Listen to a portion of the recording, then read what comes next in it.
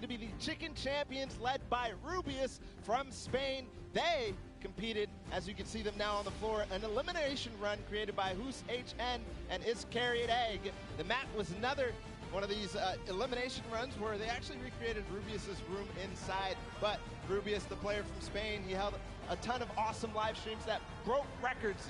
That's right. Teammates are Bensor, Kororo, and Ryan Frenton. Now, of course, Bensor is from Norway. He's looking forward to playing here in front of this live audience. Very much excited. Kororo as well from Spain. He's only one of 2 controller players that are actually participating in the prom, so that's a pretty cool fact. And of course, let's not forget Ryan Frenton. He's from USA, and he aspires to be recognized as a speedrunner in the community. You'll love to see it. Yeah, also currently in college, enrolled in Michigan. So that's awesome as well. A student doing his homework. Let's see if this team did their homework ahead of the competition. Bensor, what did he say ahead?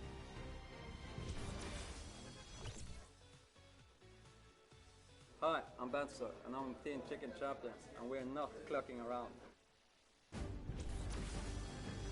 I mean, I meant a few words. You know, if you're ready to compete, you're ready to compete. Now, of course, we have more teams to take a look at. Let's head on over to the Fish Fam. They are led by legendary community and death runner Scissors. You've got Tyler, you've got Zand, and you've got Suzu up on that team. And I mean, honestly, this team is pretty dang good. Yeah, absolutely. Led by Scissors, one of the creators of the kind of game mode within the creative mode, the death runs. We'll see what they're going to be competing later on, but Scissors has put together a strong team, and he's a leader too. So I can't wait to see what kind of chemistry the Fish Fam has put together with the rest of their teammates. Yeah, and actually what's really cool about this is all team members are from different places. Scissors from the USA, Tyler from Canada, Zan from Denmark, and Suzu from Belgium. And funny enough, we actually had a moment to catch up with Tyler, get his thoughts on the competition.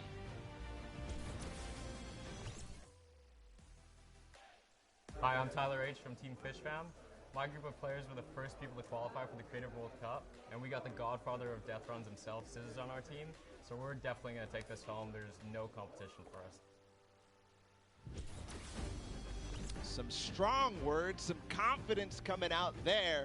So we're going to continue on, and welcome. They're on the floor right now. They're serving it up. It's time for the trick shotters of the Little Whip Warriors, led by team captain Ninja. And they competed on a trick shot map, one of the most unique out of all of them. And they're whipping it up, Zeke. That's right, man. You got team members Taco, FaZe Kaz, and Taldex 723. These guys are insane. Now, Ninja, I mean, everyone knows who Ninja is. Taco, he's from the USA. He used to play on console but switched to PC back in Season 4. You've got Kaz. He's also from the USA, and he started playing Fortnite just 2 days after Battle Royale was released. And then Taldex, he's just looking forward to playing games with his teammates. You know, he's looking forward to being here on the stage. Look at how excited they all look. Yeah, absolutely. Kaz had some words ahead, as everybody else did, so let's listen.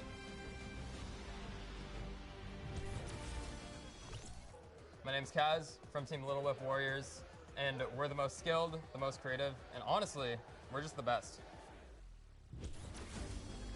Well, there you go. Again, just, you know, when you're ready and you're skilled, you just kind of just, hey, it's fine. We'll be here. No problem. Next up, though, we've got the Ravens Revenge. This team is led by Gotaga. I mean, obviously, you guys know this man is the French monster. Teammates Magma, Artier, and Chappie. Gotaga, who made the map. We talked about it. He actually has played in a number of different things, and we just saw Ninja. He actually once lost 19,000 in a rock, paper, scissors game against Ninja. That is an unbelievable sum of money. I mean, sometimes these things happen. It's during a charity stream, so, you know. Yeah, it's all for charity. That's what this is all about at the end of the day. A little fun fact as well, Gotaga's, his trick and creative map was actually called Elixir City. We kind of talked about that a little bit before the pre-show. We're like, that is a dope name.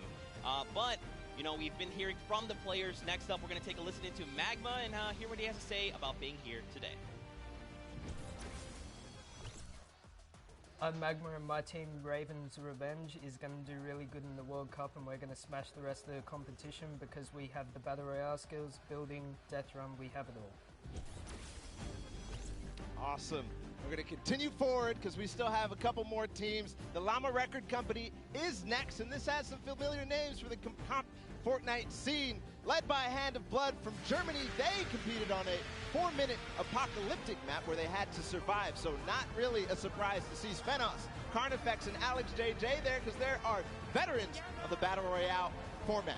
That's right, and these guys have been competing, since Summer Skirmish and beyond. These guys are amazing. Svenos has amazing shoe collection. You've got Alex JJ from the UK. He also actually played back in the Summer Skirmish, which is pretty cool. Carnifex out from Italy. And the favorite thing about creative mode is that you can pretty much build completely new custom game modes. You like to see it, man. That's ridiculous and funny you mentioned that about shoes from Svenos, because when I met him in Poland, he actually was wearing these gold shoes. So we'll see it maybe if he can pick up something gold later. But again, no surprise that this team qualified in the survival map. We're going to see if they were spinning any plans up ahead of the game. Let's find out. Hi, this is Svenos. I play for DJ Lamas. We're going to win this one because we have 3 pros on our team and a German that is very intense and aggressive for Sundown. And of course, if you watched during the summer block party, Sundown had the tongue twister of a name, and they gave it to me this time. The Sunshine Soldiers. Didn't mess it up. Let's go, baby. Perfect. That's how we do things here. You've got dual team leaders, by the way. That's Danyan and Ashen from Brazil and Mexico, respectively.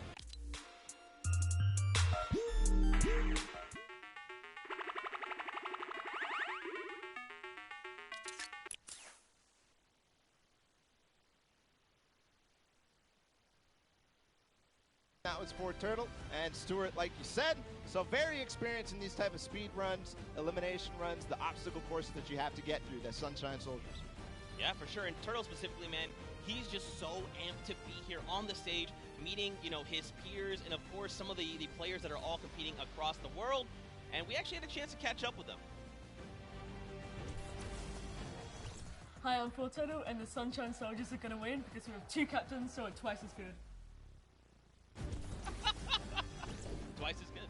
Twice as good. We got one more team to join us on the floor. It's my personal favorite team moniker. It's the Loxland's Cuddle Crew, and he's joined by 3 players, MSYB, Clytax, and Sandy from Slovenia. Lockie's Landing was one of the second maps introduced, the Creative Trials, and it was a beautiful map. Yeah, man.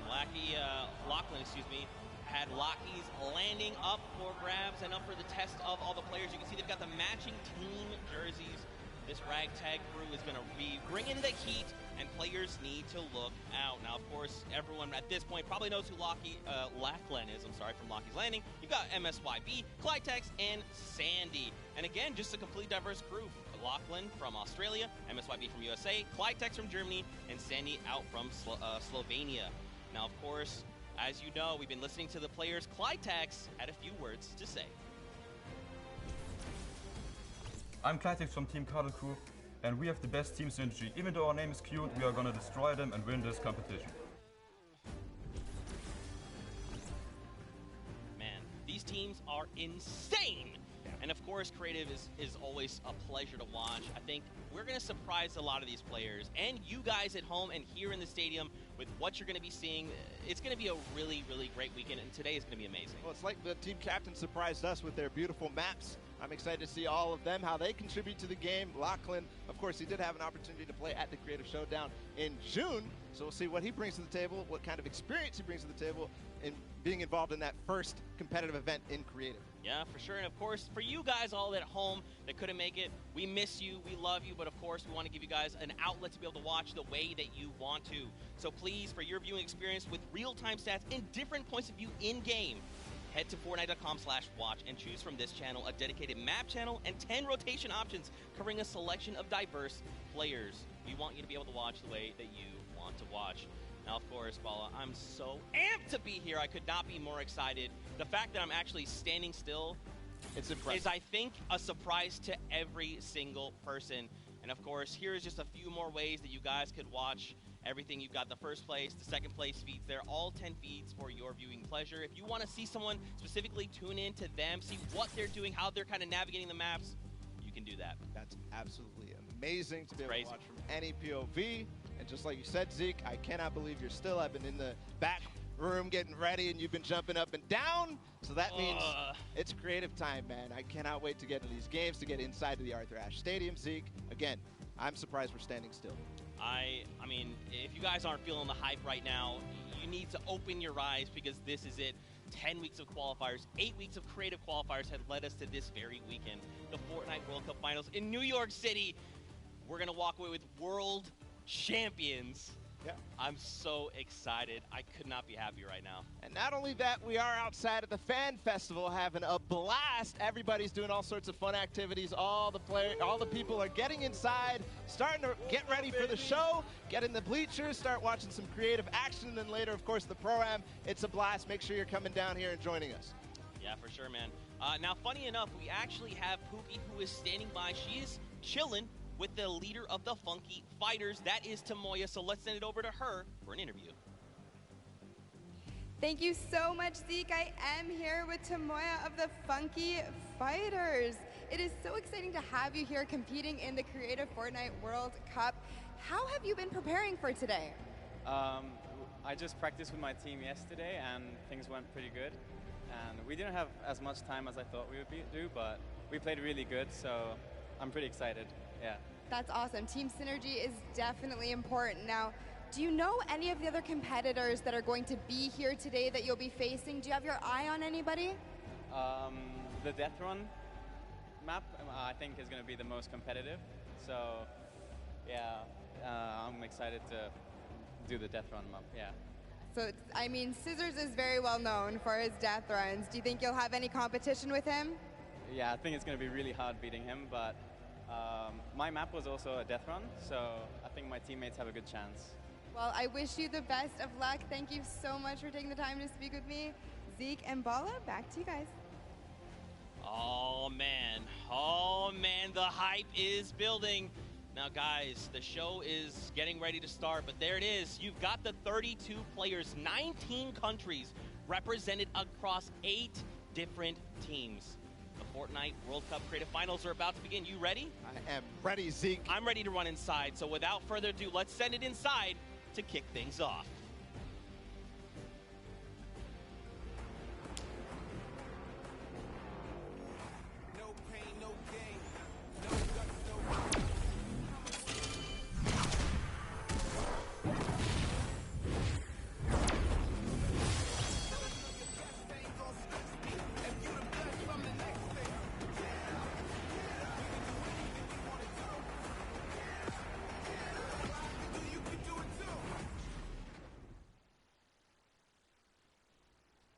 Ladies and gentlemen, what's going on?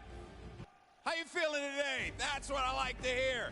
That's what I like to hear. Welcome everyone to the Arthur Ashe Stadium. I'm Golden Boy, your host, and I couldn't be more happy that you guys are here in my hometown of New York City. It's actually quite nice for me because that means I don't really have to travel that far.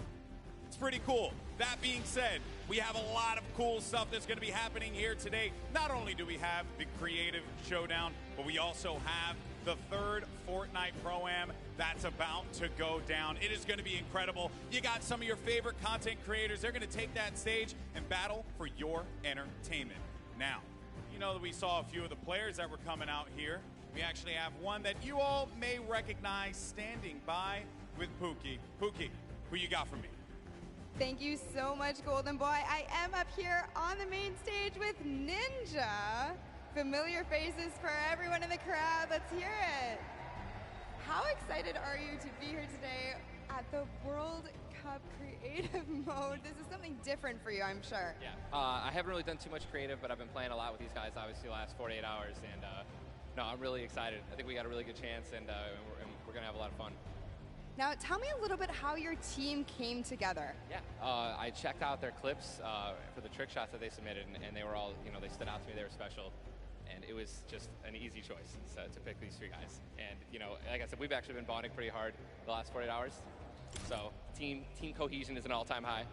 Team cohesion, I love it. We should have named you guys the Ninja Trick Shot Warriors, really. That would have been awesome, but there's no, there is a ninja skin kind of in the game, so, we could have had, maybe some of that. It's all good. I like the little whip. I love my little ice cream. And anybody that you're looking forward to facing off against here today? Everyone here, Gotaga, he's my fellow, Red Bull competitor, essentially, and, Scissors because he talks a big game. That's it, yeah. Those 2 guys, I'm looking out for them the most. Well, he does talk a big game. Let's see if he can back it up today. Thank you so much. I wish you all the best of luck. Golden Boy, what do you think? Well, I think that's pretty awesome because the good news is we got 8 great teams that are going to be playing for a $1 million grand prize in 3 very creative modes, which means today's really all about fun. And who better to have some fun with than none other? You got Monster, Sundown, over at the cast booth. Take it away, fellas. And boys and girls, Jonesies, Bonesies, and everyone in between, welcome to the Fortnite World Cup Creative Finals. I'm one of your casters, Sundown, joined here by Monster. Monster, how you doing today, man? Doing great. This is the moment we've all been waiting for. 10 weeks of qualifiers, and it's all coming to life.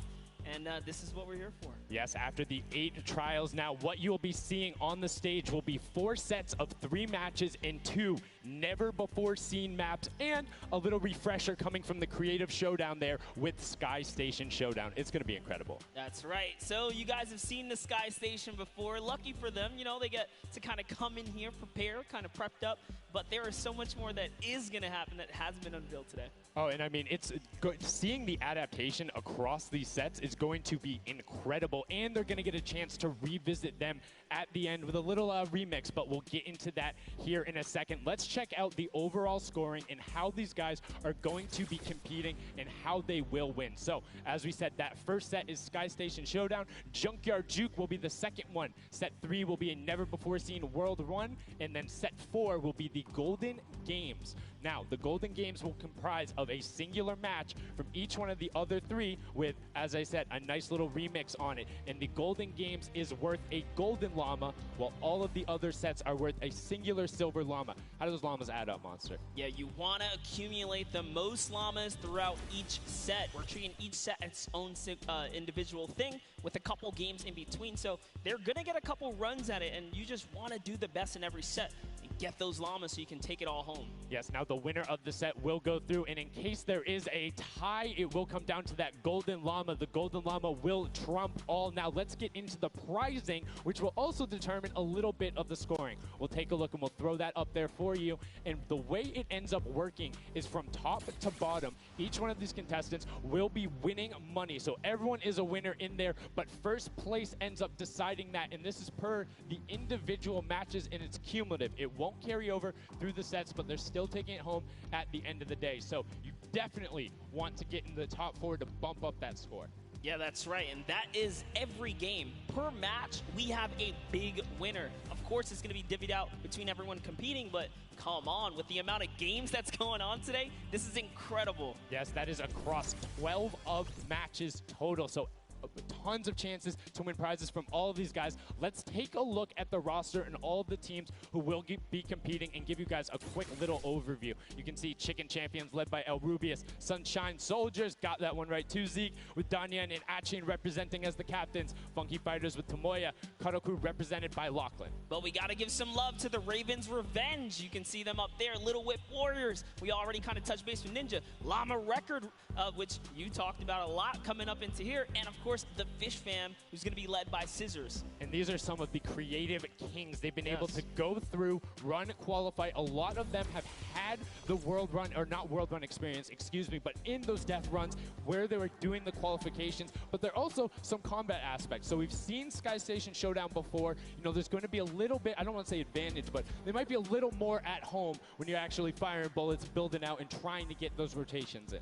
Yeah, I mean, you cannot underestimate any of these teams. These guys grind, and they all play Fortnite. But let's go ahead and take a look at the format here so we can kind of see a run and how they take these victories. So now the VIP will be those creative captains, and they have to be the one in the capture point uncontested to score points. They will get 3 points per second in the initial hills, and then the first team to 1,000 points or the highest scoring team by the end. And also, the creative captains will be wielding the Infinity Blade. That Infinity Blade will be important because they had to get to the capture points, A, B, and C, which will give 3 points a second. And then 7 minutes into the round, point D opens up, where you will get about a lot more, right? 12 points a second. 4 times that is a lot. That is what you want to do. You want to gun for the point D on the map. That's your comeback, or that's your lead taker.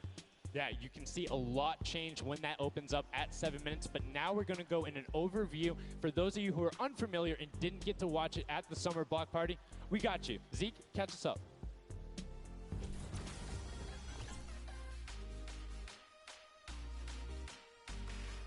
This map is a collaboration between Team Evolve and Epic. Now let's break down how it all works. For this very special event, we are bringing you an exciting King of the Hill style game built in creative by Team Evolve. 8 teams of 4 players will start at their home base on the edge of this massive flying city. Together they will push 3 capture circles, racking up points by holding them down for their team. As each team heads toward the capture points, they'll need to protect their team's VIP, who plays a key role in this game mode. If they get eliminated, they'll respawn at the team's home base. The VIP is the only player who can earn points for your team while in the capture circle, earning 3 points per second. They are also the only ones who can wield the Infinity Blade, which deals massive melee damage and enables the wielder to jump incredible distances. It's the rest of the team's job to make sure the VIP gets to the capture circle and stays there as long as possible without being eliminated. With 3 capture circles across the map, teams have to strategize to figure out which point they'll be able to hold. Pay attention to your surroundings, because if lots of teams are fighting for the same point, there could be an open circle elsewhere. Hold up. Did I say 3 capture circles? Actually, there's a 4th one. Partway through the match, the 4th capture circle in the center of the map will open up and will award 4 times more points per second than the others. But with high reward comes high risk. After each match, teams will be ranked based on how long they held the capture circles and earn overall points based on their rank in that game. Those points will be added to an overall leaderboard, and at the end of 6 matches, the team with the most points wins. Let the showdown begin. Love seeing that and getting a quick rundown on how the teams can go about playing. Now, Monster, I have to ask you, knowing the rules now, seeing the map, seeing the teams, who is your team to watch out for? You know, early on, I thought the Little Whip Warriors and the Fish Fam were going to do good, but hearing from the Ravens Revenge, Gotaga now, I'm just shifting towards Ravens Revenge here. They've swayed me. Their entrance has really swayed me. They definitely had a lot of confidence down there in Gotaga. It can be very competitive at a drop of a hat. My team to watch, the Llama Record Co., Hand of Blood, Svenos, Alex JJ Carnifex. You heard him talk about it. 3 competitive veterans and a very aggressive German. That's a combination that I want to see on Sky Station Showdown. Now, we've done a whole bunch of talking, but I know why you guys are here. You know why we're here. It's time to play some Fortnite. The Fortnite World Cup Creative Finals starts right now. And this is it. We are loading in. Everyone's hopping out, and they are actually familiar with this map. So we're gonna see the strategies off the bat here. Let's see who can take away and break away with that early lead you saw there. Nice wide shot of all of our captains here. And here it is. Little Whip Warriors in the lead off the bat. Already you can see trades coming out now. A fun fact, the Infinity Blade wielder gets a bonus 100 health and shield, so he's sitting at the 200 mark. On top of that, Siphon is on. If you get an elimination, you get that 50 effective HP back over. That makes the Infinity Blade very hard to take down. They also get those big crescent move jumps to slam down. And as you can see going on the right-hand side of your screen, it is creative chaos all over the place. But now taking in with the Little Whip Warriors as they're able to clean it out, and Ninja's trying to rotate up top. Yeah, I'm sorry to break it to you, but the Llama Record was completely pushed off of their point. And now we have Ninja who's going in with the Infinity Blade. What a player to wield this one right here. Oh, he's getting pushed back. Notice how he doesn't even want to get eliminated. He wants to do as much damage as possible. But is that effective? I think you just kind of reset and you go, or you get up there and you start swinging. The 75 damage hit will be able to take it down, and the Llama Record Company establishes themselves right back up. Now, what's going to be interesting to me is how the players utilize their building. You start with 50 wood, and then if you get an elimination, you get 25 wood directly into your inventory. So if you're able to kind of eliminate out and put pressure down, you can get some ridiculous builds, as we're already seeing on top of the Blue Hill. Yeah, this is actually a neck-and-neck race right here in the early game so far. Fish Fam, Chicken Champions, and Ravens Revenge are all trading spots at the moment. And Sunshine Soldiers comes right on in to wipe that up and get them out of there. And nice job for Stewart. And look at the Cuddle Crew across the way, just now getting their first points because they've been contested the entire time, whereas Llama Record Company has only had one team coming up towards them. Another thing to note, let's talk about the loadouts here, Monster. What are they rocking? They're rocking everything that you can get in the game, from blue tactical AR up to that hunting rifle. So you have the long range, you have the close range, you have the AR. You kind of just pick and choose your battle, what you want to use. And the one thing you're missing that the Infinity Blade wielder does not have will be 9 impulse grenades. So everyone has a bunch of mobility to be able to get up there. But you see right there, Scissors able to cut down a bunch and get a decent amount of timing. Let's take a look at the score. Little Whip Warriors climbing up, but it is only a 5-second uncontested lead, and they're building on it. Right now, not a lot of points have been scored, which means when that hill opens up at 7 minutes, it's going to be that much more important. Yeah, this is going way better than I expected. There is no one dominant team so far, but the Little Whip Warriors are doing so great right now. There goes Ninja, and he does get traded out.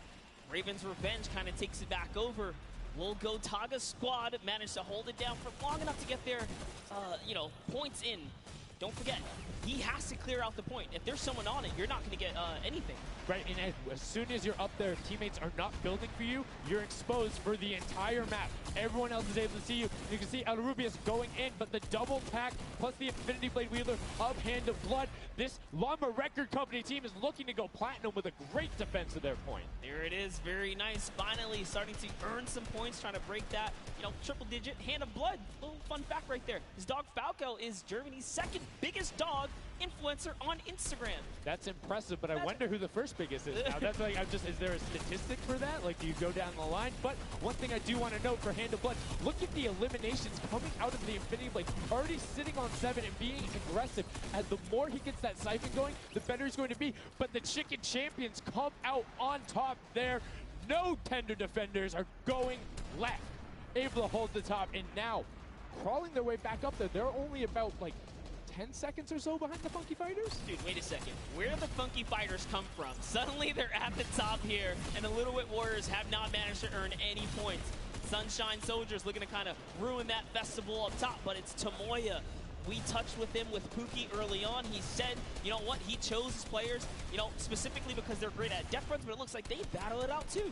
They're doing a very good job of making sure they go at the same time. You can see Tomoya here being patient, doing everything he can to try and find an outlet, but he doesn't want to commit before his teammates are there. He's waiting for Kuzu. There they are. Kuzu coming up with him as well, and the fight is on, but we switch back over to Scissors just chopping it down, but the Fish Fam is a sushi there as the retake happens. That is actually crazy. Watch him kind of wait there, prepare the ambush. His team comes up, and they collapse on the point, and bye-bye Fish Fam.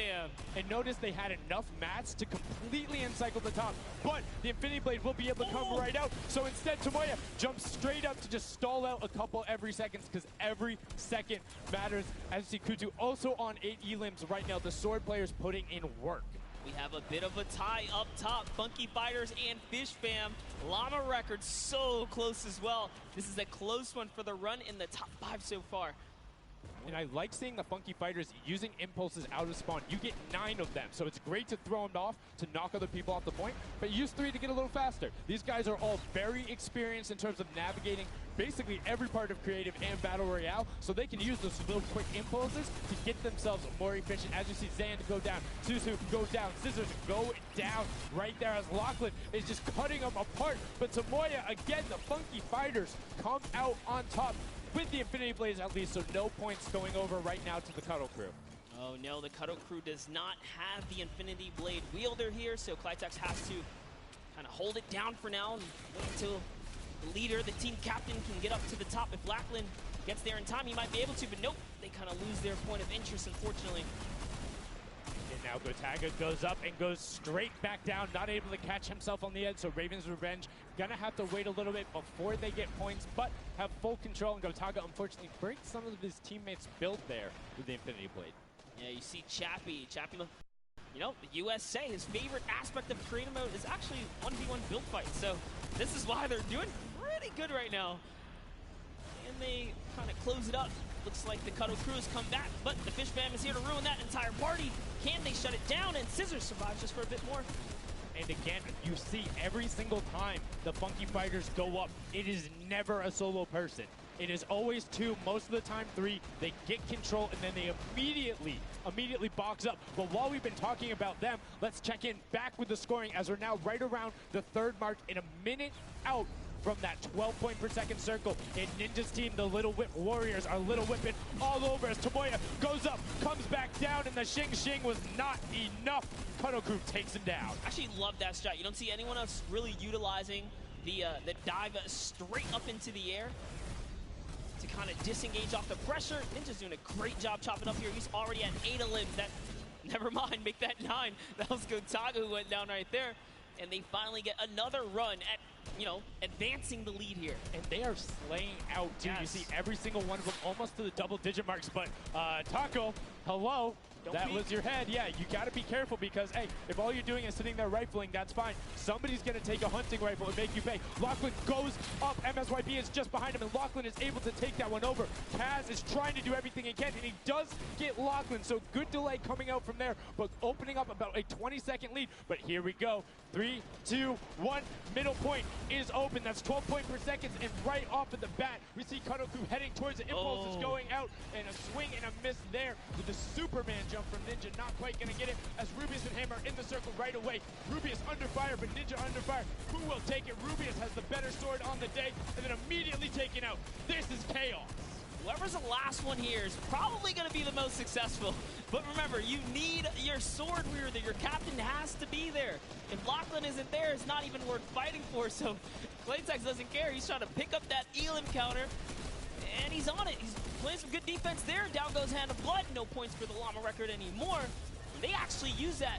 Just a couple seconds put them all the way back up to second place. And 2 of the Cuddle Crew right now have combined for 31 eliminations, but they're not converting it into points. They're currently sitting at the bottom, 189. Little Whip Warriors do still have a lead, but it's already been cut down. And just as I said, with the middle hill, Funky Fighters almost take it away. There it goes right on over. And you see any amount of time in that middle hill is so efficient. I'm actually loving that little strat right there. They moving from just kind of pressure them back. Yeah, so that's when you need somebody with a hunting rifle to start taking shots and saying, hey, pick on somebody else. If you look this way, you're going to have to respawn, because if you can get tags, great, but if you don't convert them and into anything, it's not worth it, as I just kind of stuttered, because Carnifex is sitting on 23 eliminations, Hand of Blood on 14 right there. That's why the Llama Record Company is ahead right now. Yes, and they were using that 4x bonus on Capture Point D, which is right in the middle. It only appears after the 7-minute mark. So now that we only have 5 left in the game, it's up to whoever can hit that 1,000 first or the timer runs out. But at this pace, I think the Fish Fam, the Funky Fighters, or the Llama Records are probably going to take it here. Yeah, the Sunshine Soldiers are also racking up points quickly. What's interesting to see is the Fish Fam are pretty much now uncontested, as everyone has tunneled in on that center hill. But once you get later into the game, when you need to kind of go up a little bit more, consistent points end up winning out, because everyone will turn their attention to the 12 points per second. You'll have impulses going down there, random hunting rifle shots, builds 24/7, because they see that tick happening. And look, as I say, all the sword players are down there, 2 of them going off, the attack shotguns being thrown up, walls everywhere, but it doesn't matter. Points aren't being scored right now. Yeah, they're trying so hard to get all the bonus points that the Fish Fam is just like stealing away the lead right now. But also, remember, if their teammates pick up Elims, you get matched straight to your points, into your inventory. So they're able to fortify up there. That's why they're just slowly growing. And you can actually fortify to prevent the impulses from going in, or make kind of a wall to toss it in. As you see, Hand of Blood picking up his 16th Elim, but hey, Scissors is chilling. Yeah, Pumpernickel it up, man. Pumpernickel it up. Yeah, let him know. Let him know. There we go. He's saying, hey, you guys, we'll stick to our strategy. Let's see if somebody goes to contestant. There it is right away. They go up, but all 4 of them. You don't want to run into this. They're ready and waiting. They know they have the lead right now. Oh, he's holding a trophy. Look at he's looking around, he's telling him to let him know, man, and that's what it's all about. They've opened up a 100-plus point lead, but no contention, because everyone is tunneling on the bottom. Uh-oh. And I like this now. Now they're turning their attention outwards. Other teams kind of realize, wait a second, they're just up there scoring. Like, what can you do in this instance? They see the other scores. That leaderboard is running for them. What they have to do, if you're the Llama Record Company, you hold the middle and lock it down for that time. And then the second you get the lead, start start running at the Fish Fam. Don't let them come anywhere near any point. Nobody else is going to catch you unless they get the middle. Everyone's attention is there right now, and the Llama Record Cup now has the 100-point lead back in the span of just 10 seconds. It let their guard down one time, and suddenly Llama Record takes the lead, as if Fish Fam wasn't just farming all those points. Nope, Fish Fam no longer have a free point. It is up to everyone to stop the Llama Record Company here, because Hand of Blood has 17 elims, and he's going for the middle now. He's got his team ready. Let's see what's he going to do. Hits the vent, goes right in, nice and sneaky. Oh, he's still waiting. Look at the big brain plays. Comes out the collateral right there, and it's all his. The center point is his to earn points now, Sundown. It's so close. It's just a few more kicks. Gotta stop him. One more goes over, and that's it. Llama Record Co. takes the first match. Hand of Blood, Svenos, Alex JJ, and Carnifex are your match 1, set 1 winners right there. Incredibly impressive coming out. Well-executed gameplay, and they say, Scissors, you can hold that L instead of the trophy. Don't celebrate too early. It's the World Cup Creative Finals. Every game is worth so much money as well, so much prize. So to take a victory off the bat, you have to be feeling great. And that was your fan fave to pick. I mean, they had everything going in. They're incredibly confident, but they had to make sure they were able to get it. You can see the last few moments, they already boxed themselves up after clearing out the Funky Fighters, who were the only other contestants. The Funky Fighters actually also passed the Fish Fam in the last moment, which is huge in terms of not only the prizing, but what will end up being potentially a llama in the end. That's right. That is right. Loving this replay right there. The let's goes, the energy is real. You can clearly see the excitement. That was a great game to watch. It's fantastic. Honestly, I love Sky Station Showdown so much because I think there's a level of depth there, right? Everything is wood, so you're able to like kind of hit through it, and the Infinity Blade cuts through all of it right away. But the Infinity Blade wielder doesn't have the ability to build, needs the support from his teammates. So you saw the people who were roaming in packs of 3 and 4, incredibly successful. Yeah, it was kind of unfortunate. The Cutter Crew was like slaying legit so many elims, but not a lot of points. And that's because playing that split game, it's not going to work out. You have to convert it into control. It is a control the point game mode, and if you're not doing that, the other players are going to be doing that, as you saw right there. And what was unfortunate then for the Fish Fam is they got contested twice in a row right after and just couldn't get reestablished. They couldn't group together in those long spawn lines like you were talking about. I mean, they can be painful. Yeah, you know, I was rooting for Raven's Revenge, man. I might have to jump on the Llama Record Company bandwagon. Bandwagon it? Really? One match? Just one, dude. One match? That was quick. All right, well, he jumps on the bandwagon. We're going to jump on over to Pookie, who has an interview for us. Thank you so much, guys. I am here down on the arena floor with our champions here. We have the Llama Record Company. Now, have any of you ever played this? Let's go to you first. Yeah, we had a few training sessions yesterday, and we were totally dominating the game mode. So, I mean, we are by far the best team here, and right now we feel very confident, yeah. Well, you certainly played, like, you came a little bit from behind there, so your strategy was kind of like to get those points that are slower accruing at the very beginning, and then kind of go into the middle and kind of start dominating near the end. Who made that call? I mean, that was pretty much me, yeah. Like, we know that at 7 minutes, like, the middle just opens up and you get like 12 points a second instead of 3. So, yeah, we decided to work on that. We weren't that good at first, but we got a strat going. So, yeah, it went pretty good. Speaking of strategy, are you going to carry that into the later games? You're going to change it up? We're just going to do the same thing. Hopefully no one follows us. I mean, now all of your competitors have heard you say that, so we might have to discuss strategy a little bit when the microphone gets turned off. Now, finally, for you over here, how does it feel being here, playing in front of this massive audience? It feels amazing, like it's just a dream coming true.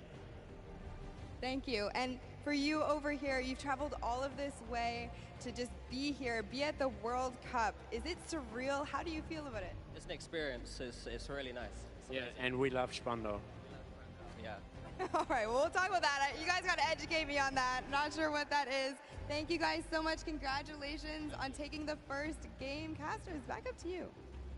Thank you so much, Llama Record Co., Hand of Blood, Svenos, Alex, JJ, and Carnifex taking the very first match of the Creative Finals, the first match on this stage. I mean, it was an impressive format. They clearly had a strategy they wanted to execute on. It took them a little bit to get there, but over the course of the game, they were consistently accruing points. Yeah, I should have known last night they were going to do good. Saw them on the hotel lobby. They were hanging out, literally as a crew. One of the only creative teams that I saw sticking together like a squad.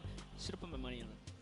Like I said, bandwagon. It took less than one match in an interview, and he was like, oh, yeah, I'm fully on board. I'm no so problem. convinced. Hey, it's all good. This set has been so exciting. I mean, who are you looking out for? Who can contest them? And what do you think the next step is to shut them down? They say, hey, we have a game plan. We're going to do the same thing. And I agree. If it's not broke, don't fix it. Like, stick to that if you're going to keep winning. But what do the other teams do to now make them uncomfortable? How do you go challenge them? I mean, honestly, we saw a lot of that team play out of the Fish Fam, right? You wait for your Infinity Blade wielder to come up and then get the team to back them up. You have to work together. And remember, when you catch an elimination, you get mats for it so it can help you build.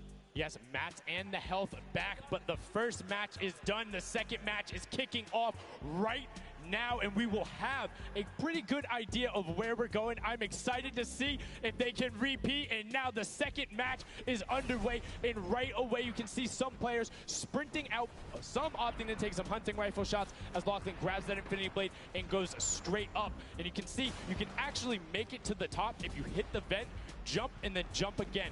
2 jumps right away. Fish Fam and chicken contenders.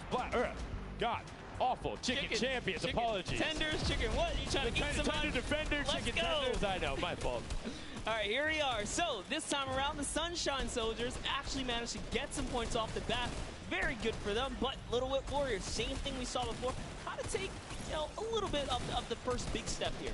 I mean, Ninja, it knows those jumps. He's able to get around incredibly efficient, up to the top right away. But the early tack fights coming out, Tomoya able to ruin that one there, but then Tyler trades it right back out. And what really is important here is about establishing control as a team. You want to stay together and just get your momentum rolling as Ninja goes up, followed quickly by the Little Whip Warriors. Ninja goes first, gets 1 elim, gets 2 elim as they swarm from both sides. So Ninja was up 2 from the back, 1 from the front. That was a very well-coordinated retake. Love how they did that, and now they're all holding it together. Kaz holding down the backside, keeping these players off the ramp. But it's Gotaga squad who's coming up the top here. It's Chappie, and Gotaga dives right on up into it. And doesn't matter, he just gets taken right down. This is what you need to do here. 6 eliminations already coming out from them. Taldock with 1, Kaz on 4, and then 2 for Ninja with the Infinity Blade, as Taldock is immediately spraying down shots, making it just a little bit more difficult. But boom, there come the hunting rifle shots, and Taldock is taking shots as well. Out of builds and needs to back up and use his team there, and Gotaga goes straight up. Oh, they need some builds for their backside because they are getting sniped straight out of that spawn point there. It's Raven's Revenge, who they're just kind of gatekeeping at the moment, right? Look at Chappie's like, dude, I can't even go up right now because the team is up there. It was a good challenge, and he did some damage, but Ninja was all over it. Now already up to 4 elims, opening up a 60-point lead, but have to keep an eye on the other parts of the map as the Chicken Champions are doing their best to hold the top but get pushed out. Kaz finally gets taken down, but 5 elims on his first life there as Ninja challenges Magma. Will he be able to clean that one up? Yes, and he does. But Chappie's on the other side. Slam goes down right away, but now we're over on board with your match 1 winners, the Llama Rekiko, and they're already slaying out as well. 12 elims for them, but 0 on Hand of Blood, which is actually efficient. Assuming he doesn't need the health, will have the sword regen going through, but he can't use the builds, right? So Yeah, other people need them.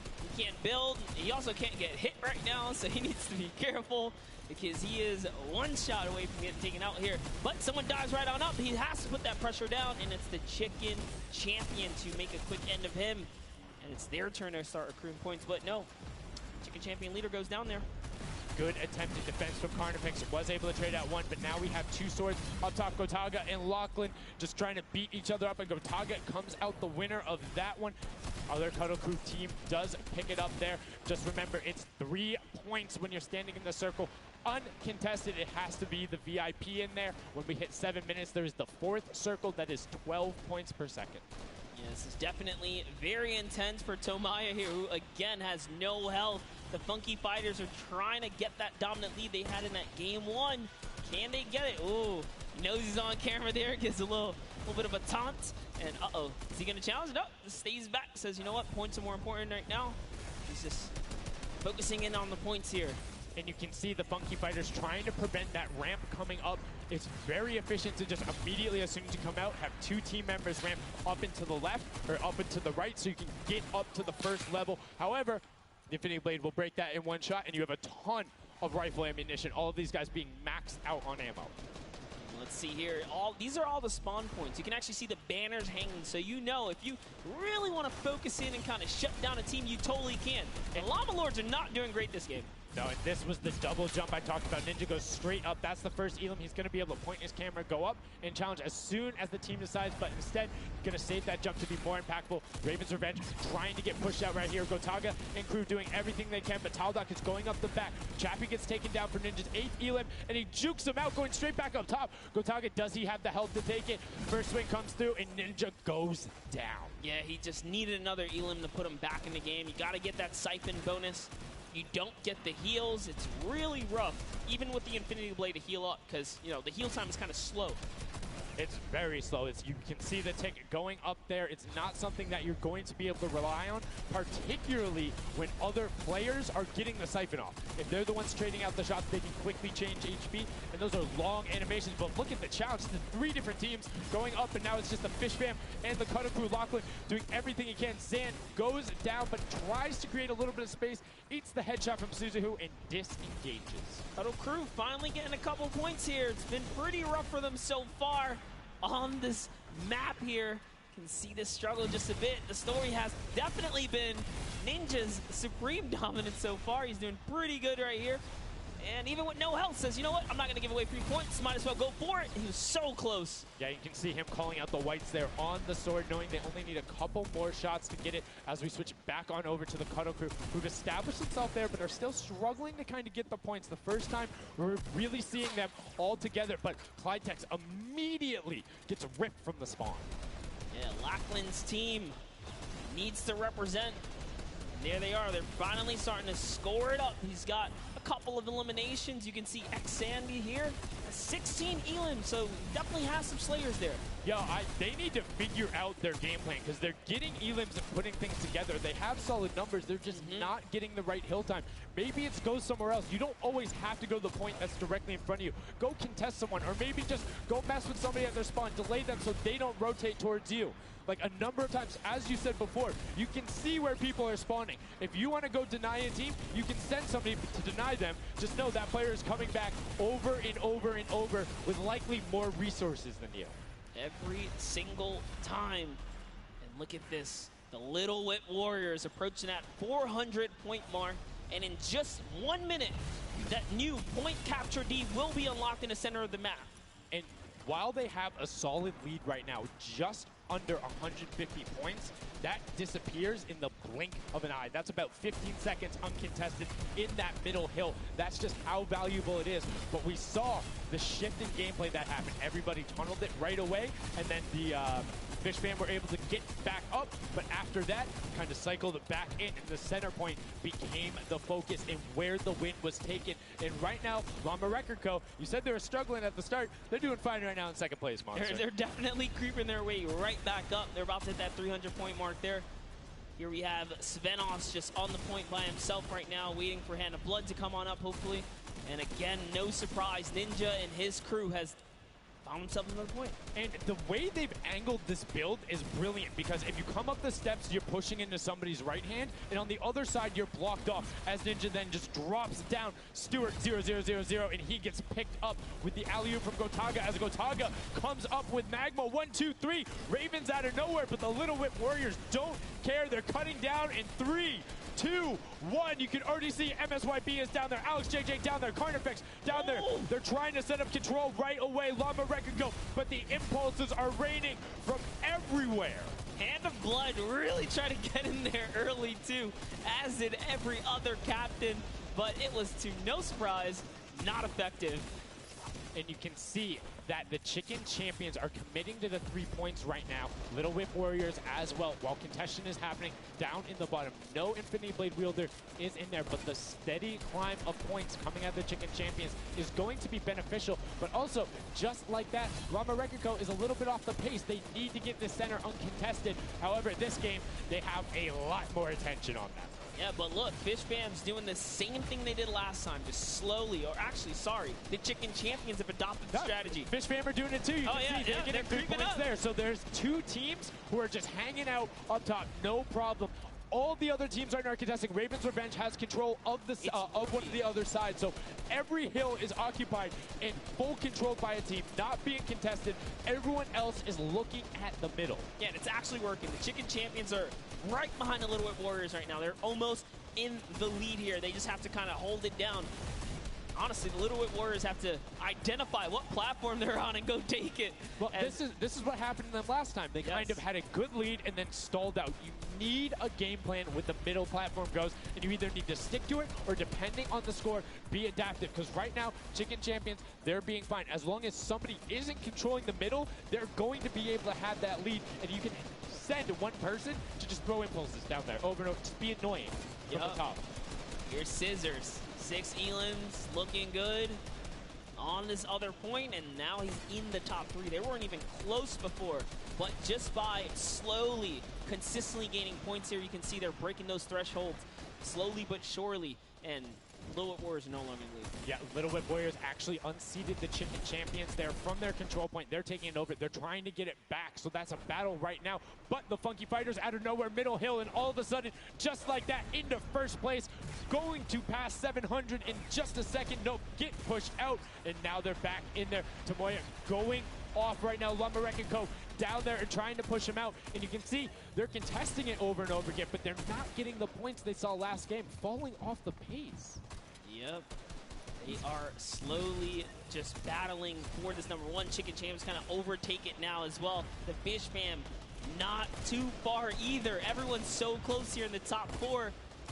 Don't forget, if you take a victory, you win 55,000 bonus in prize. And right now, Suzu is going off 21 eliminations. And right as I say that, apologies for the caster curse, but 21 eliminations from the Belgian. He loves practicing his builds in creative and is showing it off here with really clever defensive cone edits up there. But right now, Little Whip Warriors are going at it. Tomoya gets the better of Ninja and he gets cut down, but Funky Fresh Fighters then get sent all over the place thanks to the impulses from above.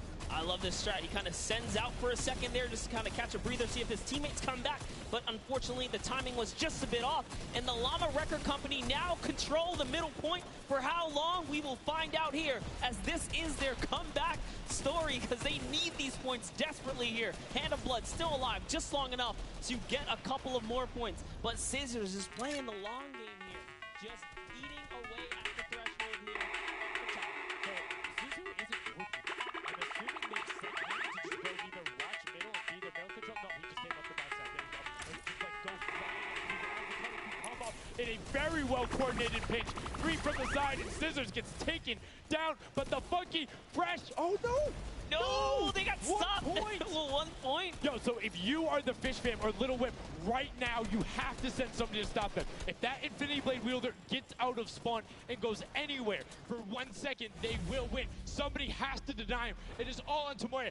Anywhere he goes, it doesn't have to be the one near him. If he touches the middle, a singular, uncontested second will be the victory for them. These are the final moments here, Sundown.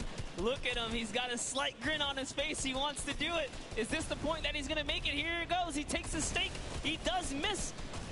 He's going back for it now. His team's up there. All he has to do is swipe just a couple of times. Can he win this straight? And he does not. And as you watch, check the points on the right-hand side. Nobody is climbing up by the 12s. And as they did that, Llama Record Co. gets the control there, but Little Whip contesting them right back. Funky Fresh Tomoya will be back and looking to find it, but the contention is going for the middle. Here's Tomoya. He knows just a second in there. Uncontested will be enough. Can he get it? Oh, no, he doesn't. He got knocked down. The impulse grenade at the second he landed knocks everyone out. No one's in there. Can he find it? And he does. That's it. His feet touch the ground. The impulse doesn't go off. Tomoya takes it for the Funky Fighters with some brilliant teamwork. What an intense endgame, too. Get taken out at 999 points. Really, anything can happen in those final moments. I'm telling you, I love Sky Station.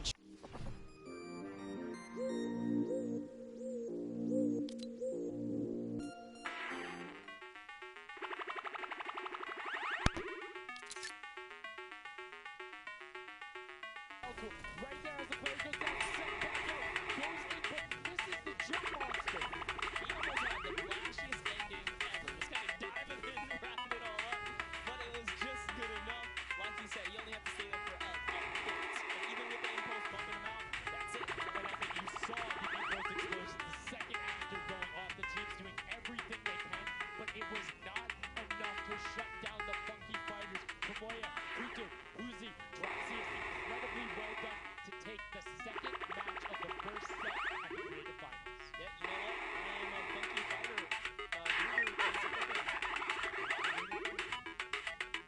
Really? Well, I can't do it. Okay, just gonna bandwagon on that. Yeah, the next team who won, I'm their fan, but no, great performance coming out from that. And it's one thing we talked about, right? The adaptation that happens from match to match. One of the records is like, oh, we'll just stick to a game plan. Yeah, it really didn't in those end-game situations. They really just kind of crept up and snuck and took the entire field. They did, and they were able to make sure that they got time in the middle when Little Whip and that team were able to get the ball.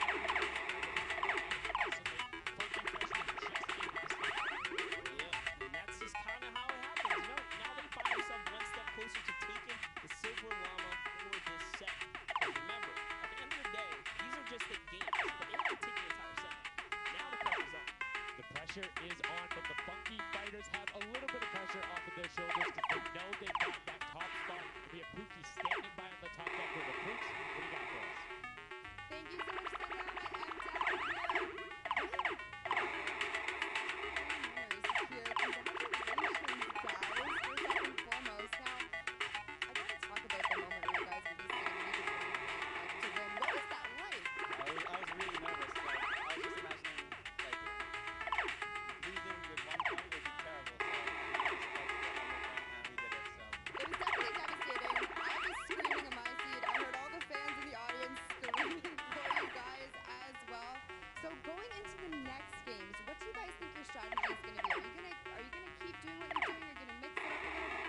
I think doing what we're doing is fine because first game we got second place, second game we won. So yeah, we're gonna try and do the same thing and hopefully win again. And hopefully have more than a 1 point buffer, right? Yeah, definitely. For sure. Now, just coming over here to you, what has it been like to be here at the Fortnite World Creative Cup, just playing in front of this audience, you know, hearing everybody cheer for you guys to win? What is that like? It's fun. That's the only thing I can think of. It's fun to compete against everyone else, meet your teammates, and just have fun. Yeah, and have you guys had a chance to play together before? Is this your first time playing together as a team? I don't hear it, sorry. Is it your first time playing together as a team? Yeah, it's the first time. Well, you guys definitely make it look super easy. Thank you all so much for being here and talking to me. I'm going to let you get your synergy back together. Sundown and Monster, back to you up at the desk. Thank you so much, Pookie, and the Funky Fresh Fighters. I mean, their game plan has been solid. Second place, first place. Now, I understand why you might want to bandwagon a little bit, but I'm still going to hang out with my Llama Record Co. But I want to talk about the changes we saw from match 1 to match 2 in terms of gameplay, and was it what you expected? Definitely not what I expected. I thought Gotaga's team was going to come out here and crush it right behind the Fish Fam, but as you can see, huge upsets. Anything can kind of go either which way. And I mean, talk about like kind of beginner's luck or something like that. You just put a team together. They didn't practice. They're just coming out here and wiping players up. So a lot of talented players here at the Creative Finals. I mean, Tomoya talked about it. He was like, hey, when I pick my team, very confident there with their Death Run ability. Want to see what they do in the elimination race during World Run. But doing incredibly well so far at Sky Station. That's going to be a confidence booster because if you can get the Silver Llama there and you're confident in your ability on the World Run, you're set. Yeah, you're just one step closer. So with the first place and the second place, they're clearly having a good set so far here at the Sky Station Showdown. Yeah, it's been very well done from them, but it's still anybody's game. Don't forget, the winner of the Silver Llama is the one who has accumulated the most prize money across, which equates roughly to placements, but you don't get punished if you're placing in that bottom half. 4th through 8th, all receiving the same amount of prize money in each one of the matches. Yes, everyone is a winner. So you really have to fight till the end, regardless if you're in the lead or not. This is why these guys are going for it, because this is life-changing prize money on the line. And I mean, we've seen the difference, 10 seconds in that center circle, 120 right there. It makes a huge difference, but enough of us breaking it down. We're going to throw it outside to Bala because he's going to show us what's up with the tactics. Bala, what do you got for us? I'm out here at the Fan Festival, and I don't have a bandwagon here, but maybe after this set I'll have to hop on somewhere with Monster. We got a ton of awesome action. I've been watching it, and I have to show you guys what went down in that first and second games. It was awesome. First off, the Llama Record Company started off with an amazing take, cohesiveness on the point. Every single time they went up here, they were going from two sides, two angles, and the sword approached at the center, but made sure that he was the most important person not to go down. You see there, Hand of Blood and his teammates all backing up. He's gonna have an engagement on the side. These sword fights are really easy for him to just mow it down, but immediately as he realizes his teammates are up on the point, about to get up, about to push the ramp, he comes up from the side, slices and dices, but meanwhile, they ended up falling down the leaderboard. If you look at right now where they're at, they're only in second place. Fish Fam was ahead of them. But all while Scissors was dancing and talking all the smack, telling his teammates to try to get the crowd involved, it was Llama Record Company making the plan, making the play to get in towards the center. Absolutely amazing take in the center on this first game. Led to Hand of Blood staying in that point and absolutely dominating with the super point there. Guys, 2 matches down on Sky Station Showdown, 1 more to go. We'll see where Monster lands at the end of this, because I will maybe join you on that bandwagon. Guys, take it back. I mean, that's starting to get a little awful crowded, man. Real quick, you guys hopping on those bandwagons. But as you said, there is 1 more regular Sky Station Showdown match in this set. We will see it again later in the remix version during the Golden Games. And it's been so fun to watch the difference of players, who's able to be very strong with the Infinity Blade, how the pinches end up coming. And now in this 3rd match, it's only going to get better from these guys. Yeah, definitely want to see some more of that kind of team work happening here. And why not just hop right into a game right now, right? Let's go see some more action here, because this last game of the set is loading in right now. Yes, and this will be the final match of this set. Set 1 after this, a Silver Llama will be awarded, and we are in the match. It's Sky Station Showdown. Set 1 about to be over, and here we go. All right, gotta love those players just kind of beelining out. And don't forget, you know exactly who your neighbors are. You know who is to your left and to your right, because you can see the banners and the designs on their spawns. And a nice look at our captains right there.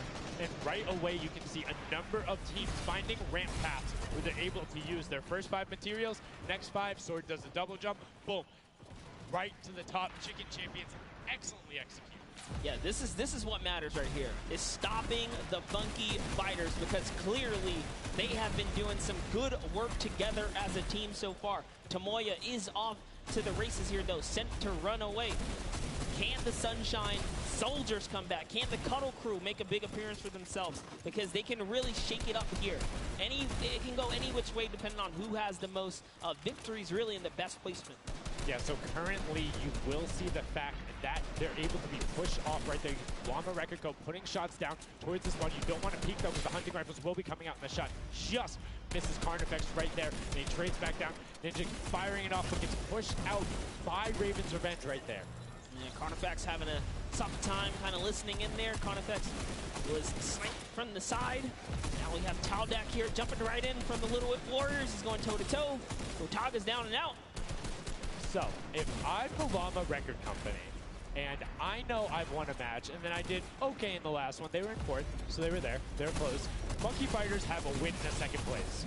Do you send somebody to just hard deny the Funky Fighters the entire time? You don't get the Silver Llama if you don't, right? If the Funky Fighters finish above you, they're going to be finished off. Do you think they can spare somebody to do that, though? Because it's better off to deny them than it is to push up the top. Yeah, but the problem is then, the Little Whip Warriors have been so consistent, you literally allowed them to snipe the competition because you over-focus. So I think the play here is play your game, and if anything, stay away from them. Let the rest of the server do that, gritty work for you and dominate the other side. Take that victory. There you go. I like to hear it, Monster. That's fantastic analysis. That's why we keep you around. The breakdown and making sure you challenge the initial opinion there as the Ravens Revenge are able to get on the top and in a fantastic spot of control right now, building up a 40-point lead. Yeah, even like Gotaga's team is still in this. They've been doing like relatively well so far. Here it is. He just kind of goes toe-to-toe and Ninja strikes him right down. Oh, but hey, his teammate comes on in. Ravens Revenge. Who is that? Magma comes right up to the top. And give you guys a little fun fact about Magma. He's from Australia. He started playing in Fortnite Season 2. His favorite aspect of creative mode is actually speedrunning. Always finds new ways to kind of play the game. I mean, good on him, man. I get incredibly frustrated by that, but then watching these guys do the speed runs and how quickly they go through and how efficiently, it just reminds me why we're up here talking about it and watching them do this creative madness as Scissors cuts through the competition, goes straight up to delay and right back down. Cuddle Crew not quite able to get him. It goes up again, so right now just denying the Cuddle Crew the points, but we talked about how we want to see more from them right now, pushing into the top 3. Yes, the Cuddle Crew, come on, make a big appearance. Every game is worth so much. You, at the very least, want to be up in that top 4 contestant so that you can take a little bit more home with you. Here it is, Ninja. Disengages, actually just takes down Magma. And hey, I like the strat here. He says, you know what, I got low health. Let's just get back on this respawn wagon. Doesn't even give anyone the satisfaction of stealing the Siphon. I was about to say, no Siphon, no materials, quick reset, knows he can get out there, was basically in his spawn anyway. That is the type of competitive edge Ninja always looks to give himself. I love that. That was like 200 IQ low-key right there. It was very well played. But back to Gotaga and Hand of Blood here in the same shot. Hand of Blood just, he can't do much. He knows there's a team up there. Waits for his entire squad to go up the ramp and then hops right to the top. But now back to Gotaga, who's on this point by himself. He wants to kind of bait him into the close. Can he get the hit? And he does. Talnok goes right down, straight to the top. That was sick, using the jump right as the animation had started to make sure he clipped him from the bottom, dodges the Funky Fresh Fighter out. Gotaga now getting pinched from the side. 3 of the Funky Fresh Fighters up there doing everything they can, and the shots will come out. Trying to find it, and Dracius is coming back up to try and get some defense there for Gotaga, instead just going to disengage. And it's actually prime movement right there as well. You just see him baiting and switching, going back and forth, trying to get in there, see if he can kind of sneak in and get some extra damage. And here it is, someone's in front of him. He only needs 2 swipes. He goes down, he gets the Siphon. Oh, cannot convert another, which would have kept him in the game. His teammates are here though. We're seeing a lot more points being assorted. It's a little more top-heavy this game, going towards the 10-minute mark right now, with Ravens Revenge and Llama Record Co. 100 points clear of the rest of the field. Unfortunately, though, the Funky Fighters have fell to the bottom of the totem pole. If they can't come up to the top, they actually are pushing themselves way out of the average, running for the win of this set. So they really need a massive comeback here. But Savenos is showing why he's here with 13 eliminations already, and bye-bye, falls down. Lucky for him. No fall damage. Yeah, it does reset, and that might be one of those moments where you opt for deny, and in fact, he does saying, hey, I'm at 5 HP anyway. I'll see you in a bit. I gotta respawn. Smart play for him. Sunshine Soldiers having a spot to themselves as well right now. Not quite sure who they pushed out here, but the Impulse are flying overhead. And Gotaga, they're doing so good at holding the point here, and this is why they're in the #1 lead. But they don't have too much cushion to play with. No, particularly when 12 points per second on that central point. B is open. Gotaga checking his surroundings. No shots coming through. And RTA actually using the door edit and just a little counter edit to make sure that nobody is able to come up and contest him, and just starts raining shots down towards the Little Whip Warriors. Ravens Revenge making their lives difficult this game, but up comes Ninja. RTA goes down. Chappie goes down. Ninja gets the slam. Gotaga, will he be able to find the last hit? Ninja intelligently backs away and strafes it out. Teammate picks that one up, and they get control. Yeah, I love how he played that, stepping and sidestepping so that he can just stay alive, because it doesn't matter if your team successfully wipes your captain there to seal the deal for the points afterwards, and you cannot earn anything from it. Here comes Gotaga. He's thrown himself into the fire, straight into the point there, and he gets taken out. Here it is. Tomaya's team has fallen to last place. Can they make a miraculous comeback here before the 7-minute mark? Maybe kind of get themselves in the running. They're trying their hardest. And I mean, generally we talk about caster curses. It might be like player jinxes going on right now. Everyone's saying, yeah, we're doing well. We're going to stick to our game plans. That just shows you no one is safe here. These guys are evolving, and they're playing a better game after game. Here goes Scissors. He needs one more swipe there, but Clitax wins the small engagement. And Clitax has been fragging out. He's been playing so incredibly well, being aggressive, getting in players' faces, and doing it all with that rare tag. But he's been consistently highest up there in terms of the elim. You see Fortuno trying to get some pressure down, but good defensive building there from Kororo. Ryan Frantic comes out the side and cleans it up, but there is Hand of Blood coming directly down. Danya is also up there. We got a three-way battle, but it's 4 chickens saying, this is our roost, get out. That's right, coming right up to own it all for themselves. Rubius doing so good right now. He's from Spain. He actually has a record on, was it YouTube for live streaming? 1.1 million viewers, imagine. Yes, one of the biggest content creators in Spain. Will they be able to push down towards the middle? As you can see, Little Whip and Llama Record Company already down there. We've seen this story before as the Funky Fresh Fighters go in, but you can barely even hear the shots over the impulse grenades going off as everyone's like, no, we've seen how this goes. The Funky Fighters need this. The Llama Record Company need this. So many of these guys, it's riding on this game right here. They have to get as many points as possible. But even with the 12-point one, we haven't seen a lead like this from Gotaga in crew. They are nearly 300 points clear of the next team. Nobody else is contesting there. The Cuddle Crew has now been able to catch up a little bit, but they both just established control in their top zones, and Cuddle Crew won't pass Raven's Revenge by just sticking with 3 points. They're in a fantastic spot to win this match. Yeah, they've actually been very consistent as well, right? They've been doing okay in that top 4, just doing a pretty good job at staying relevant after all of these rounds. So if Gotaga's team takes this, we actually don't know who can take this set right now. It's actually that close right here. Little Whip Warriors have kind of fallen down a bit here, but Funky Fighters clearly in last place is not good. And now, right now, you can see Tomoya coming in, doing everything he can to knock it down. Carnifex challenging as best he can, and Lachlan is just hanging out inside the cone. Lachlan's doing a great job here. He's just kind of hiding, loving the low profile kind of position and take here on the point. He goes hidden, but hey, he has to come out now and defend themselves. It's 3 chickens who surround him and take down that Cuddle Bear. Oh, man. They're supposed to be the tender defenders, but that was a whole bunch of aggression coming out from them there as they now immediately look and start to take shots. And the Ravens Revenge have now finally been unseated from their 3-point game. So a little bit of room to, but it is as Tomoya gets taken down, and the Funky Fighters are still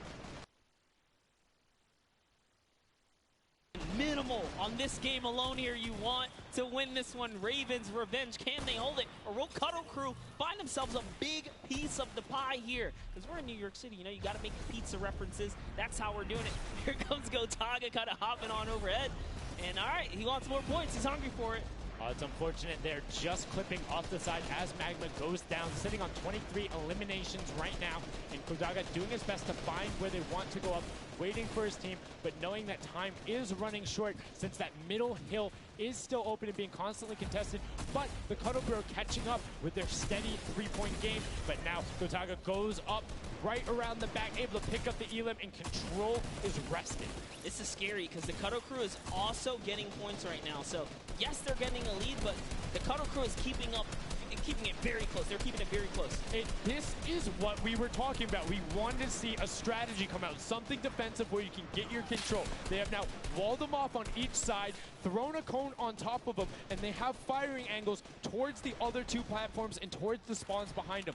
Nobody wants to go contest them, but right now, Gotaga, oh, we saw what happened when Scissors did that. Don't count your chickens before they hatch because they're catching up right now. You can see that 12 points ticking over, but they do still have a lead as players are trying their best to deny Ravens Revenge. Yes, you have to keep him safe. This is the protect the president strat at its finest. Cuddle Crew still gaining points. Llama Records still getting points.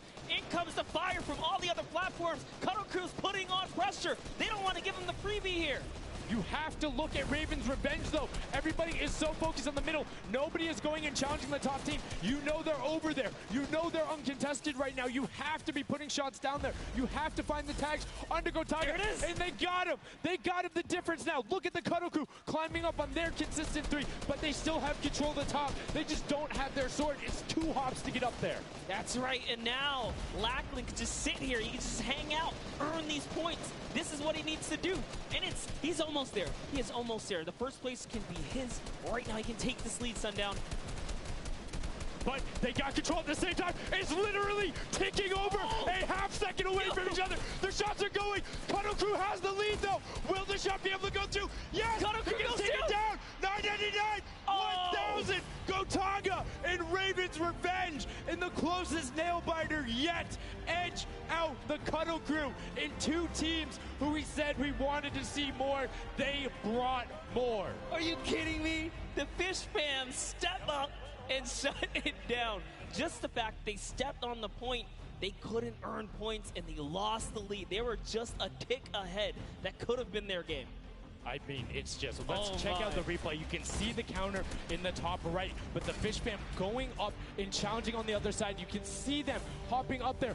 No one was at the Ravens Revenge as soon as they were there, and the celebration too. You have to be excited when you see that Victory Royale screen pop up when you're up there. I mean, what's it like to win a game on that stage? I have no idea. Those guys do, though. We you know, at some point before the day's over, we really got to recap the other point of a point of view there, because they had it. They were one tick ahead. They were there, knocking on the door, 55,000 away from bonus prize on top of this entire competition. It was right there. And it got taken away, and this is why I love Sky Station Showdown. The clutch little moments, the interactions that happen, very similar to Battle Royale, where every single thing that is happening on the map can affect the overall end result of the game, as you see there in Raven's Revenge, closing it out. Gotaga, the competitive veteran, able to clutch it up in the final moments. Magma, Arthier, and Chappie as well, just a great performance out of them, taking the top spot in the final match of the first set. Now I get to say, I was right the whole time. I started off with, Raven's Revenge, kind of making me feel like, hey, these are my guys. Let's go with your gut, guys, all right? Raven's Revenge, that's who I said when I started this whole thing. I told you. He's not wrong. They were able to take it there, but we're going to throw it up top to an interview with Raven's Revenge with Zeke. Zeke, you there, buddy? I am here, son. Now, thank you so much. Fun fact, Monster did in fact say Raven's Revenge would win. I've got your back, Monster. I am here. You guys got your revenge. I gotta ask, first question to you, Gotaga. How does it feel to be here in the stadium, the fans, the roar, and to be facing off against your peers? Was it what you expected? Honestly, it's crazy, and I have a really strong team. We are learning a lot from our mistakes, and I'm so glad to be here, to be honest. I don't know how to describe it. It's pretty crazy. It's pretty crazy being here. I'm right there with you. All right, so now who's the overall shot caller? Is it Gotaga? Is it you? Who is it? Kind of all four of us. We were playing too afraid at first, so we just had to just go in there and just kill them as fast as we could and then spawn trap. That was our goal. Okay, what's the strategy like? Are you guys, talking through at the beginning? Are you guys waiting for someone else to make a move? Or are you guys like, no, we're going in first? Yeah, we're trying to, really pressure Ninja's team. We're trying to put pressure on that green point. And we were able to control it over them. They ended up wussing off over to the center. And we were able to play our game and play what we wanted. Awesome. All right, final question. What do you want to say to all the fans that are here watching, cheering you guys on, and from home? I don't know, it's just incredible. I'm happy that so many people are here. I don't know, just enjoying the show. It's amazing, honestly. Well, congratulations, guys. Now, I believe for now, we're going to send it over to Golden Boy, who is standing by.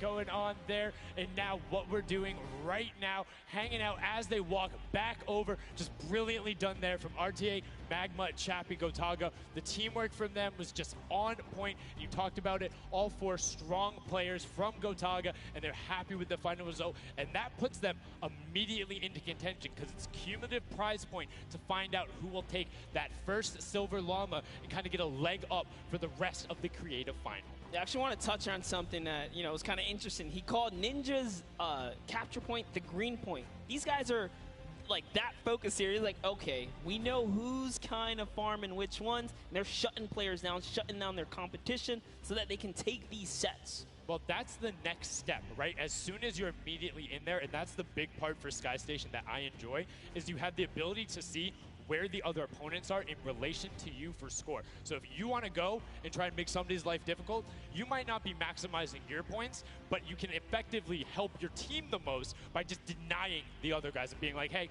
you don't get to play this. And occasionally, if you put enough pressure on them, maybe they default to rotating the other way.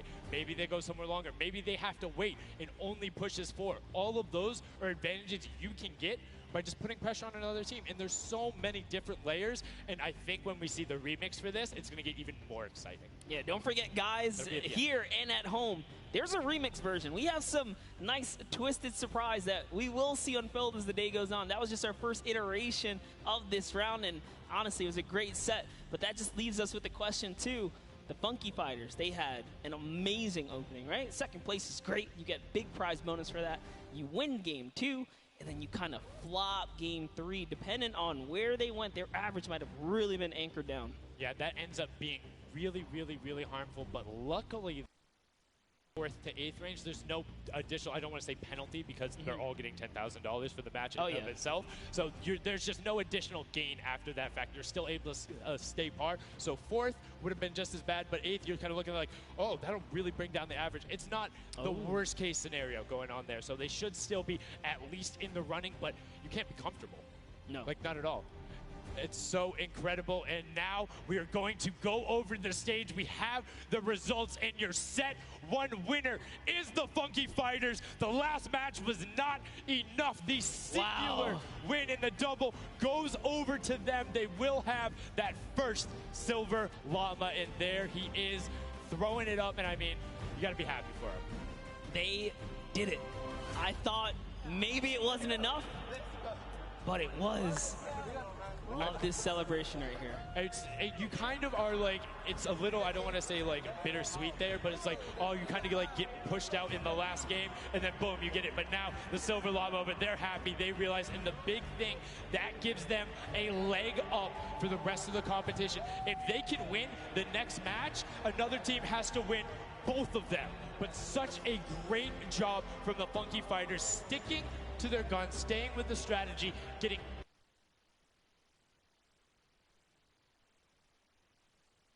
together, showing team harmony. They're clearly happy. They take the first set. That's amazing. They're off to the right start, really. They can get another 1 or 2 of those, and this entire creative finals is theirs. Well, and again, we talked with Tomoya beforehand, and he was like, yeah, we're really confident when we can get in the races. We want to be on that world run. We know we can do there. We have some really good runners, and then they turn around and do that? I was just Showdown? Yeah, I was just going to touch it. I was like, you know what? Yeah, this wasn't even their strong suit, right? He did a death run at some point as when he recruited his people for this creative challenge.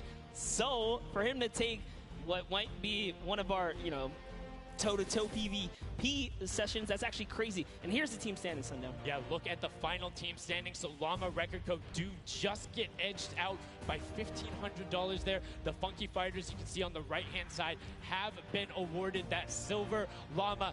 Rounding it out, you have Raven's Revenge in the top 3, Cuddle Crew and Little Whip Warriors both at 55, sitting in 4th and 5th.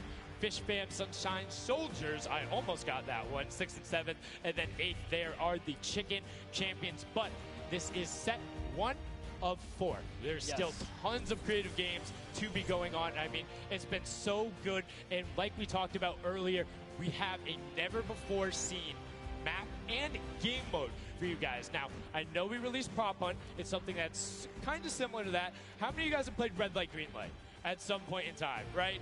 You've been there, you've done it. I know, whether it might have been a little while ago.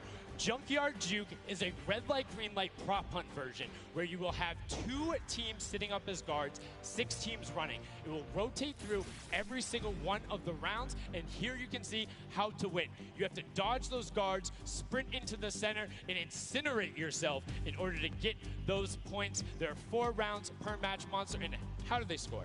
Yeah, but also, before we get there, you only get to be guard once. And while you're guard, you do not accumulate points. But yes, the points come in through the props themselves. So when you are on the prop side, you want to choose small, medium, or large objects and try and get it to the incinerator under the guard tower. So it's actually really difficult. And like you said, it's a hybrid. It's a red light, green light / prop hunt style.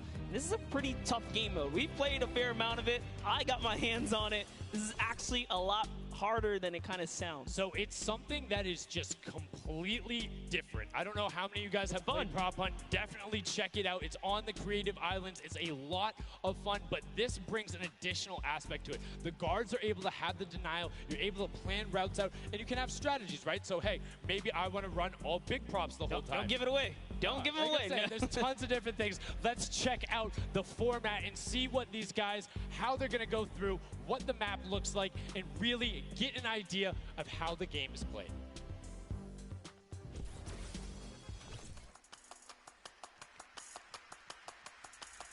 Get ready for more creative Fortnite with the latest competitive creative map, Junkyard Juke. This new game built off the fun of Prop Hunt with a twist. 8 teams will rotate through different roles on the map. 6 teams will transform into props and attempt to make it into the center of the map, while 2 teams of guards try to keep them away. Teams will rotate their roles over the course of 4 rounds, each team getting 1 turn as the guards. Their objective? To defend the incinerator from the other teams, armed only with revolvers and their keen attention to detail. During each round, teams of props will earn points by reaching the incinerator in the central pit. The bigger the prop, the more points. But be careful. Being bigger means you're easier to spot. To keep themselves from getting eliminated, prop teams need to time their movements very carefully. Every few seconds, the guard teams will be blinded for a short time, and the center point turns green, giving the props a chance to rush for the hills, or rather, the pit. Once a prop reaches the goal, they respawn at their home base to start over, running as many props as they can before the match ends. If a player is eliminated, they also respawn at their home base and need to start the trek all over again. After 4 rounds, each team's points from their prop rounds will be combined, and the team with the most points wins the game. So keep an eye out for those moving bushes, crates, and gnomes, and enjoy the Junkyard Juke. Thank you so much, Zeke, for that update. That's Junkyard Juke, something that has never before been seen. It looks kind of a little simple, but it's wacky, it's fun. There's a lot of small little minutia that go into it, things you can min-max on, and also there's just a level of ridiculousness that I enjoy so much. Just seeing somebody turn themselves into a literal dumpster and then try and weave their way past, it's a lot of fun. Let the memes come to life here as your favorite. Whoa, you talking about my gameplay again? God, that's so rude. Turn them into dumpsters, literally. We'll get to see that unfold here as, I gotta say, this is a frustrating game mode. It's very difficult. You guys are gonna see why. It is gonna be tough for some of these guys to bring in those big point objects, and that's just gonna be the name of it. Who can score the most here? Who can score, and how well are you playing defense? How well do you coordinate? Who is watching the right angles? And it's going to be interesting to see. Do they switch up their strategy after from game 1 to game 2? Because there's so many different things you can do. But we are about to have the world premiere of Junkyard Juke. We are getting into set number 2. The Funky Fighters have 1 silver llama. Who will get the second? We now are in to set 2, match 1, and right away you can see Chappa, Gotaga, Magma, and RTA of Raven's Revenge, and then the Little Whip Warriors, Ninja, Taco, Taldak, and FaZe Kaz taking their shots off. Now, fun fact, the screens are there. You can't see, but you can shoot through them. So don't be afraid to take some shots. I mean, we know the trick shotters will. Yeah, some people are already shooting. They figured that part out. It looks like Chappie hasn't quite yet. He's kind of looking. He's just blind shooting. Oh, there it is. Now he's firing through. He's noticed, hey, these are not ricocheting off of this curtain here. I can fire right on through. So you want to stop them. You want to force stop them. You want to also kind of memorize the map in the lanes. And right away, you can see as soon as the blinds go down, people go. But the first points are starting to come through as Lachlan is able to get in. Hand of Blood's team, the Llama Record Co. also able to get a 10-pointer and then a 5-pointer, following it directly behind. Oh no, it was another 10-pointer. So we already see some of the props having successful runs. Look at him go. There it is. You saw a big old truck kind of sneak on by, and these objects are slipping right underneath. But who knows how long that'll last. Here's Scissors. You gotta park it. You gotta stay still.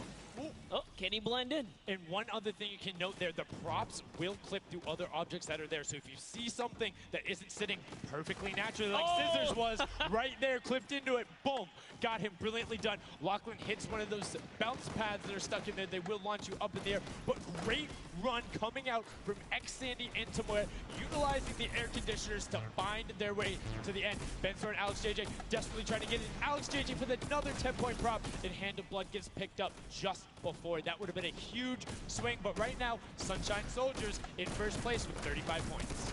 They are finding their rhythm here. Sunshine Soldiers taking the lead right now. This is a hard game mode to break free in because you got to think about it. These guards are not playing around.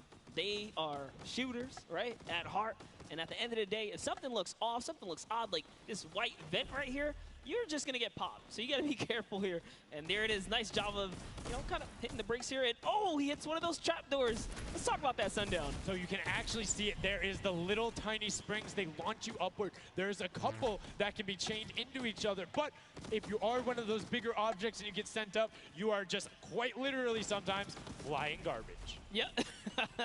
But, you know, it would be too easy if we didn't lay traps around, right? So, you know, got to kind of spice it up for the people that are turned into props, too. So you can also, actually, the people who can turn into props, there's one pathway where you can chain two of them together. So if you can get there, you almost land directly in front of it. So as long as you time it correctly, you can like use them slightly to your advantage, but most of the time they're a little bit more annoying. And boom, you can see that rusted truck going in. And now the Funky Fighters pulling out another lead, 60 points so far.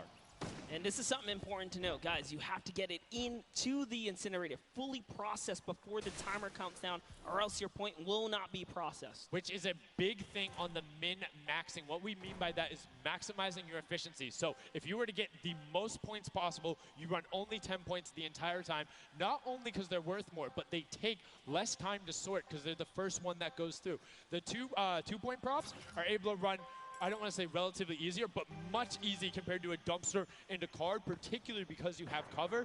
With that being said, take about an extra 3 to 4 seconds to sort, so it makes it that much less efficient, plus being only 20% of the point value. That's right, so Clytax there has chosen a big object. Achin and Zond over here, smaller objects. They're kind of blending right into all of the dumpster trash, clearly harder to track down and kind of, I guess, how do I say this? Sort out, right? Yeah. Amongst all the clutter here. Exactly. You want things that don't stick out, or you want to find a path for an object that you can take all the time. So you notice how there's a section where there's like 4 or 5 rusted cars. Grab a rusted car and go park yourself with those, because yes, the guy knows, oh, there's a bunch of rusted cars there. Screen goes back up. Oh, there's still a bunch of rusted cars there. I'm good. Next thing you know, the prop walks his way up. You can also, as you're running, block rotation. So if you hit your crouch button, whatever you have that bound to, whether you're playing on controller, iPad, PC, all of them end up completely stopping, so it will send you totally naturally, just like what you would see. And this is also those moments, right, when you're in the guard, oh, someone spotted there, popped him. Tomoya, nice job seeing something out of the ordinary, but notice he gets an elimination on the object. You don't earn points for that, so it's just your job to stop everyone from getting any kind of points, so don't break away with the lead. When you're in the guard tower, you can't allow other people to score, and you're not scoring. Which can end up being very interesting if the team in the lead, which generally happens because you have 3 chances to score, is shooting last round. Right? Because then it's all about how good are your pressure. And one other thing you can see, starting to fire through the screens, very well done for them, picking up an elim there. But right now, Kadoku already wresting the lead away. All 3 of them sitting there at 60, but they're 5-point processes, and it goes through as 2 more dumpsters throw themselves into the fray. Yeah, and that's because the Funky Fighters cannot earn points here in the guard round. The Sunshine Soldiers using this opportunity once again to just break away even closer to taking lead. And the Chicken Champions can't earn anything either. I love that from Clytax. Right away, hides himself behind the box, and you see his hands. He's like, please, please, make sure it's not there. And then, boom, gets the point, gets a nice little selfie going in. And you can see all of them getting sorted there. Another way, I'm all about the min-maxing. Point your camera towards the end. You go just a little bit faster. Sundown pulling out the strats here. The question is, can our competitors figure it out fast enough with their limited amount of games here? But 20 seconds on the clock. Can he get this in time? Remember, you got to grab the dumpster, drop the dumpster, and get it processed. That was perfect. That was so good by Stuart000 because he dodged the little springboard there. You saw him look at it and be like, oh, no, I'm good. And that was the last run. None of these props are going to be able to get sorted. Lachlan gets picked out at the end. You can see 3, 2, 1, but not going to be enough. You need to get all the way through and sorted on the point as the rest of the denial comes through, and we're going to rotate the guards up again. Yes, so we will have some new guards take their place. This is honestly Chicken Champion's opportunity to start scoring some points and hopefully close up the game.